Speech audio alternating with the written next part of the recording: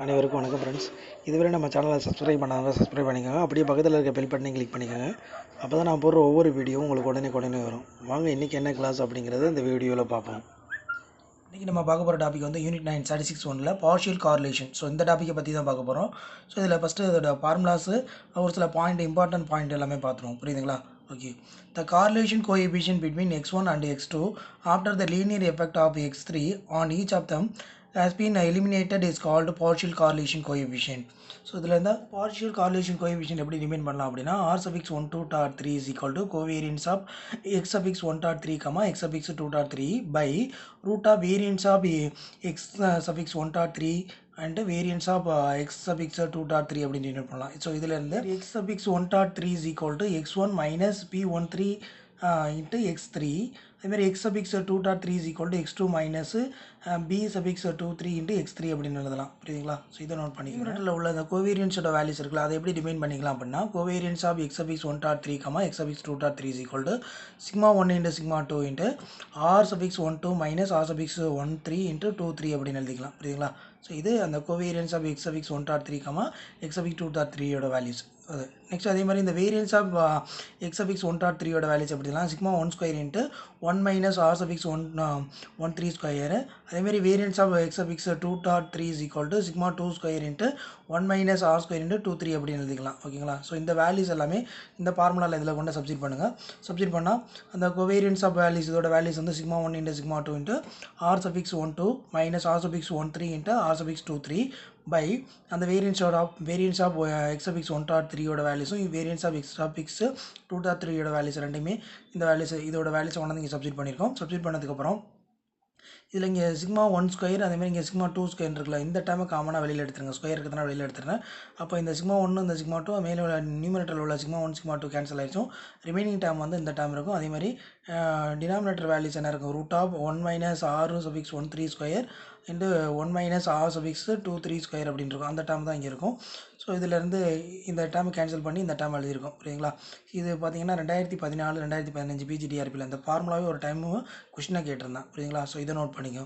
So இதே மாடலில் similarly r(13.2) அப்படின்னா is equal to r(13) minus r(12) into r(32) by root of 1 minus r(12) into 1 minus r(32) அப்படின்னு எழுதலாம். So இது ஒரு ஃபார்முலா, இதை நோட் பண்ணிங்க. அதே மாதிரி third one formula r(23.1) is equal to r(23) minus r(21) into r(31) by root of 1 minus r(21) into 1 minus r(31) அப்படின்னு எழுதிக்கலாம். ஃபார்முலா எப்படி ஞாபகம் வச்சுக்கிறதுன்னு பார்த்தீங்கன்னா இந்த இடத்துல r(13.2) அப்படின்னு இருக்குல்ல, ஸோ இந்த பாயிண்ட்டுக்கு முன்னாடி உள்ள டைம் இங்கே எழுதுங்க. r(13) அப்படின்னு எழுதுங்க, மைனஸ் சப்ஸ்டிட் பண்ணிக்கோங்க.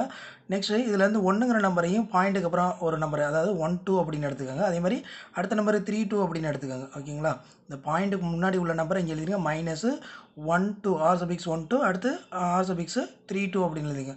பை ரூட் ஆஃப் இந்த மேலே நியூமரேட்டர் வேல்யூஸ் இருக்குல்ல, சப்ராக்ஷனில் இருக்குல்ல, அந்த டைமை அதான் 1 minus r(12) into 1 minus r(32) இந்த டைமை ஸ்கொயரில் எழுதி அதாவது சப்ராக்ஷன் பண்ணி எழுதியிருக்கணும். 1லேருந்து சப்ராக்ஷன் பண்ணி அந்த டைமை ஸ்கொயரில் எழுதி ரெண்டுமே மல்டிப்ளை பண்ணியிருக்கோம். ஸோ இந்த ஃபார்முலா இப்படி ஆகும் வச்சுக்கோங்க. பேசிக்காக ஒரு சில ப்ராப்பர்ட்டிஸ் எல்லாம் பார்ப்போம். So point number 1, p(1)(2.3 is coefficient of regression of x(1)(3 on x(2)(3. So அந்த p அப்படின்னு வந்துட்டாவே நம்ம என்ன சொல்லுவோம்? ரெக்ரெஷன் கோஎஃபிஷியன்ட் சொல்லுவோம். ஸோ இந்த values x(1)(2.3 is the regression coefficient of x(1)(3 on x(2)(3 அப்படின்னு சொல்லலாம். ஸோ செகண்ட் பாயிண்ட் பார்த்தீங்கன்னா p(21.3 is the coefficient of regression of x(2)(3 on x(1)(3 அப்படின்னு எழுதலாம். புரியுங்களா? ஸோ இதே ஒரு பாயிண்ட், இதை நோட் பண்ணிக்கோங்க. ஸோ இதுலேருந்து third point p(1)(2.3 is equal to summation of x(1)(3 into x(2)(3 by summation of x(2)(3 square அப்படின்னு எழுதிக்கலாம். ஸோ இது ஒரு ஃபார்முலா. ஸோ இதை நோட் பண்ணிக்கோங்க. அந்த ரெக்ரெஷன் கோஎஃபிஷியன்ட் 1 2 3 வேல்யூஸ் இருக்குல்ல, அதை இப்படியும் கேட்கலாம். ஸோ இந்த கொஸ்டின் அதோட வேல்யூஸ் என்ன அப்படிங்கிறத இந்த ஃபார்மேட்லையும் கேட்கலாம். இதை நோட் பண்ணிக்கோங்க. இது point number 4. Correlation coefficient is the geometric mean between the regression coefficient we have r square in suffix 1 dot 3 is equal to b suffix 1 2 dot 3 cross b suffix 2 1 dot 3. So இது நம்ம already அந்த ரெக்ரேஷன்ங்கிற டாப்பிக்லேயே பார்த்துருக்கோம். அங்கே என்ன formula வந்திருக்குன்னா correlation coefficient equal to regression coefficient X on Y into Y on X அப்படின்னு இருக்கும் புரியுங்களா. ஸோ அந்த ஃபார்முலா அது வந்து கார்லேஷன் அந்த ரெக்ரேஷன் டாப்பிக்கில் இருந்திருக்கும். இது வந்து பார்ஷியல் கார்லேஷன் அப்படிங்கிறதுனால அந்த பாயிண்டில் வச்சு சொல்லியிருக்கோம். அதாவது r suffix 1 2 dot 3 square is equal to regression coefficient 1 2 dot 3 into regression coefficient 2 1 dot 3 அப்படின்னு சொல்லியிருக்கோம் புரியுங்களா. ஸோ இது ஒரு பாயிண்ட், இதை நோட் பண்ணிக்கோங்க. Point number 5, if r suffix 1 2 dot 3 is equal to 0, we have r suffix 1 2 is equal to r suffix 1 3 and r suffix 2 3 அப்படின்னு எழுதலாம். நம்ம அந்த ஃபார்முலா பார்த்தோம்ல பார்ஷியல் கார்லேஷன் ஃபார்முலா, இதில் இந்த r suffix 1 2 dot 3 இதோட வேல்யூ 0 அப்படின்னா ஸோ இந்த டேம் இந்த ஜீரோங்கிற டேம் இந்த இடத்துல 0 வந்துடும். ஸோ இந்த டேம் இங்கே கொண்டு மல்டிப்ளை பண்ணும்போது அப்போ டோட்டலாக 0 ஆயிரும். 0 ஆனால் அப்போ r suffix 1 2 minus r suffix 1 3 and r suffix 2 3 அப்படின்னு இருக்கும். அப்போ இந்த டேம் ஈக்குவல் டு கொண்டு வரும். அதனால தான் இந்த டேம் ஈக்குவல் டு 0ங்கிற போது இந்த வேல்யூஸ் மைனஸ் இந்த வேல்யூஸ் சொல்லியிருக்கேன், இப்போ இது வந்து ஈக்குவலாக வந்துடும். ஸோ அதை தான் இங்கே எழுதியிருக்கோம். அந்த ஃபார்முலாவில் கொண்டு r suffix 1 2 dot 3 value 0ன்னு substitute பண்ணால் விகாவ் நமக்கு இந்த வேல்யூஸ் கிடைக்கும் புரியுங்களா. இது பாயிண்ட் நம்பர் 5, இதை நோட் பண்ணிக்கோங்க. Point partial correlation coefficient help in deciding whether they include or not an additional independent variable in regression analysis புரியுங்களா. ஸோ இது ஒரு பாயிண்ட், இந்த பாயிண்ட் நோட் பண்ணிக்கோங்க. Point number 7, the correlation coefficient between the result x suffix 1 dot 2 3 and x suffix 2 dot 1 3 is equal and opposite to that between x suffix 1 dot 3 and x suffix 2 dot 3, that is correlation coefficient of, so இந்த values முன்னாடி சொன்னோம்ல x suffix 1 dot 2 3 x suffix 2 dot 3, so இதோட correlation coefficient value is equal to minus, அதாவது opposite minus of correlation coefficient of x suffix 1 dot 3 and x suffix 2 dot 3 அப்படின்னு சொல்லியிருக்கோம். So இது ஒரு point, so இதை note பண்ணி. Point number 8, if x3 is equal to a into x1 plus b into x2, the three partial correlation are numerically equal to unity. r suffix 1 3 dot 2 having the sign of a, r suffix 2 3 dot 1 sign of b and r suffix 1 2 dot 3 is opposite sign of a by p அப்படின்னு எழுதலாம். அதாவது r suffix 1 3 dot 2 having the sign of a அப்படின்னு சொல்லியிருக்கோம். அதேமாதிரி r suffix 2 3 dot 1 sign of b அப்படின்னு சொல்லியிருக்கோம். So இதில் வந்து r suffix 1 2 dot 3ங்கிறது the opposite sign of a by p அப்படின்னு எழுதலாம் புரியுங்களா. ஸோ இது ஒரு பாயிண்ட், இதை நோட் பண்ணி. பார்ஷியல் கார்லேஷன் உள்ள ஃபார்முலாஸ் அண்ட் ப்ராப்பர்ட்டிஸ் எல்லாம் பார்த்துட்டோம். மேக்ஸிமம் இதில் ஃபார்முலாஸ் ப்ராப்பர்ட்டி அது மாதிரி தான் கொஸ்டின் கேட்பான். மேக்ஸிமம் இதில் அவ்வளோதான் கேட்கணும். எல்லாமே ஏன்னா நம்ம கால்குலேட்டர் யூஸ் பண்ணி போடுற மாதிரி இருக்கும், இல்லைனா லாக் புக் யூஸ் பண்ணுற மாதிரி இருக்கும். அதனால் மேக்ஸிமம் இதில் ஃபார்முலா தான், இல்லைனா ப்ராப்பர்ட்டிஸ் ஏதாச்சும் ஒரு சில பாயிண்ட் அது மாதிரி தான் கேட்பான் புரியுங்களா. ஸோ இந்த நோட் பண்ணிக்கோங்க. நெக்ஸ்ட் ஒரே ஒரு சம்மு மட்டும் இதில் பார்ப்போம். 1, find the correlation coefficient r suffix 1 2 dot 3 r suffix 1 2 ஓட values equal to 0.75, r suffix 2 3 ஓட வேல்யூஸ் 0.54 அண்ட் r suffix 1 3 ஓட வேல்யூஸ் வந்து 0.43 அப்படின்னு கொடுத்துருக்கோம் ஓகேவா.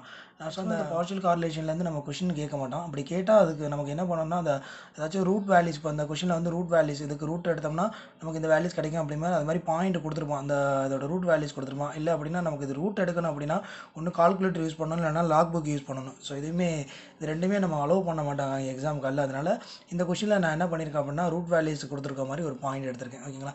இப்போ நமக்கு ஃபார்முலா என்னது, பார்ஷியல் கார்லேஷன், அதாவது r suffix 1 2 dot 3 ஓட வேல்யூஸ் ஃபார்முலா இங்கே எழுதியிருக்கேன். ஸோ இது ஃபார்முலா. ஸோ இதில் இந்த பாயிண்ட் r1 2 ஓட வேல்யூஸ், r1 3 ஓட வேல்யூஸ், r1 2 ஓட 2 3 ஓட வேல்யூஸ் எல்லாத்தையும் சப்ஸ்டிட் பண்ணுங்கள். சப்ஸ்டிட் பண்ணதுக்கப்புறம் ஸோ இந்த மாதிரி வேல்யூஸ் கிடைக்கும்.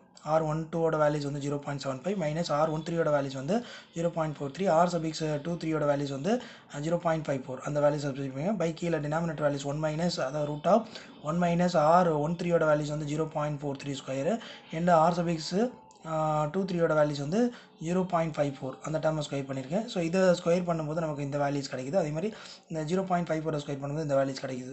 இதுலேருந்து இந்த 1 மைனஸ் இதை சப்ராக்ஷன் பண்ணுங்கள், அதேமாதிரி 1 மைனஸ் இதை சப்ராக்ஷன் பண்ணுங்கள். இதை சப்ராக்ஷன் பண்ணி வர வேல்யூஸ் இதை ரெண்டையும் மல்டிப்ளை பண்ணால் இந்த வேல்யூஸ் கிடைக்கும். ஸோ மேலே உள்ள டேர்ம் அதாவது 0.75, ஸோ 0.43 0.54 ரெண்டையும் மல்டிப்ளை பண்ணி ஸோ அந்த டேர்மை சப்ராக்ஷன் பண்ணி இதோட வேல்யூஸ் வந்து பார்த்திங்கன்னா இந்த டேர்ம் இருக்கும். இதுக்கு நமக்கு ரூட் வேல்யூஸ் அவங்களே கொஷினில் கொடுத்துருக்கோம். ஸோ அந்த டேர்மை இங்கே சப்ஸ்டிட் பண்ணி ஸோ ரெண்டையும் கேன்சல் பண்ணால் நமக்கு 0.6814 அப்படின்னு வேல்யூஸ் கிடைக்கும் புரியுதுங்களா. இதுதான் அதோட பார்ஷியல் கார்லேஷன் கோஎஃபிஷியன்ட் வேல்யூஸ். பார்க்குறது வந்து மல்டிபிள் கார்லேஷன். ஸோ இதோட டெஃபினேஷன் ஃபார்முலாஸ் பாருங்கள்.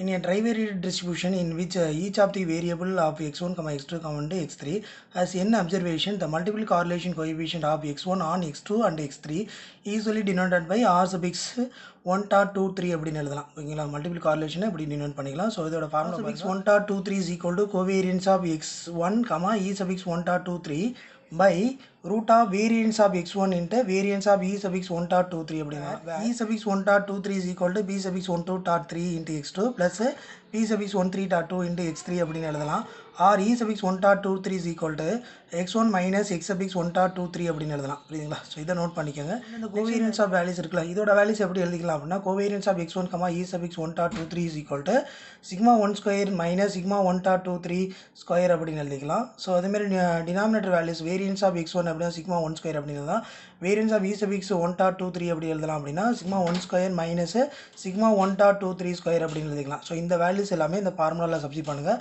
ஸோ இந்த வேல்யூஸ் இந்த ஃபார்முலாவில் சப்ஸ்டிட் பண்ணால் r sub x 1 dot 2 3 is equal to sigma 1 square minus sigma 1 dot 2 3 square by root of இந்த வேரியன்ஸ் ஆஃப் x1 ஓட வேல்யூஸ் வந்து sigma 1 square into variance of e sub x 1 dot 2 3 ஓட values இந்த values இங்கே substitute பண்ணியிருக்கோம் இதில் இருந்து இந்த ரெண்டு பக்கமும் ஸ்கொயர் பண்ணும்போது இங்கே ரூட்டு கேன்சல் ஆயிரும் இங்கே மேலே வந்து ஸ்கொயர் அப்படின்னு வந்துடும் கீழே உள்ள ரூட்டு கேன்சல் ஆயிரும் ஸோ இப்போ இந்த டேர்ம் வந்து r sub x 1 dot 2 3 the whole square அப்படின்னு வந்துடும் ஸோ இதிலேருந்து இந்த டேர்ம் பாருங்கள் இது ரெண்டையும் கம்பேர் பண்ணும்போது இங்கே ஸ்கொயர் அப்படின்னு இருக்கும் இந்த டேர்ம் சிங்கிள் டேர்மாக இருக்கும் ஸோ இது ரெண்டுமே சேம் நம்பர் தான் ஸோ இதையும் மேலே உள்ள ஒரு ஸ்கொயர் கேன்சல் பண்ணிங்க remaining term sigma 1 square minus sigma 1 dot 2 3 square by sigma 1 square அப்படின்னு எழுதலாம் ஸோ இதிலேருந்து இதை தனித்தனியாக எழுதிக்கோங்க sigma 1 square by sigma 1 square cancel பண்ணும்போது 1 அப்படின்னு வேல்யூஸ் கிடைக்கும் minus sigma 1 dot 2 3 square by sigma 1 square அப்படின்னு எழுதலாம் ஸோ இந்த டேர்மை நம்ம சிம்பிளிஃபை பண்ணி ஸோ இதில் ஆன்சர் ஃபைண்ட் அவுட் பண்ணோம்னா r sub x 1 dot 2 3 square is equal to r12 square plus r13 square minus 2 into r12 r13 r23 by 1 minus r23 square அப்படின்னு எழுதலாம் ஸோ இதிலேருந்து நமக்கு ரூட் எடுத்து r sub x 1 dot 2 3 is equal to root of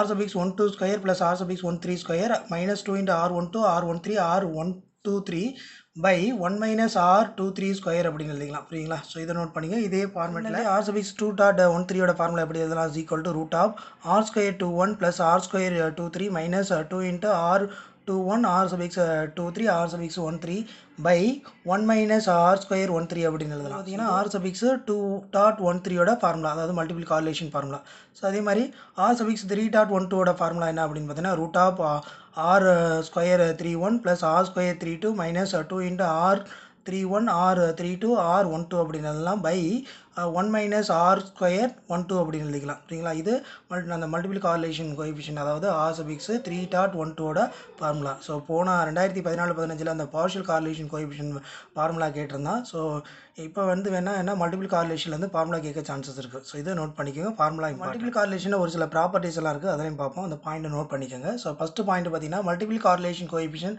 lies between 0 to 1 so அதோட correlation coefficient பார்த்தீங்கன்னா that is 0 less than or equal to r sub x 1 dot 2 3 less than or equal to 1 அப்படின்னா multiple correlation limit values வந்து 0க்கும் 1க்கும் between values இருக்கும் so இது point number 1 next point number 2 இப்போ r sub x 1 dot 2 3 is equal to 1 then the multiple linear regression equation of x1 on x2 x3 is said to be perfectly related அப்படின்னு சொல்லலாம் so அதோட values வந்து exactly 1 அப்படின்னு இருந்துச்சுன்னா அந்த relation எப்படி சொல்லலாம் perfectly related அப்படின்னு சொல்லலாம் தேர்டு பாயிண்ட் இப்போ r sub x 1 dot 2 3 ஓட வேல்யூஸ் ஈக்குவல் டு 1 அப்படின்னா தென் r sub x 2 dot 1 3 ஓட வேல்யூஸ் ஈக்குவல் டு 1 தான் r sub x 3 dot 2 1 ஓட வேல்யூஸும் ஈக்குவல் டு 1 தான் ஸோ இது ஒரு பாயிண்ட் இதை நோட் பண்ணிக்கோங்க நெக்ஸ்ட் நம்பர் 4 இப்போ r sub x 1 dot 2 3 is equal to 0 then all total partial correlation involving x1 are 0 that is இப்போ r sub x 1 dot 2 3 is equal to 0 or r12 is equal to r13 is equal to 0 அந்த multiple correlation formula சொன்னல so இதில்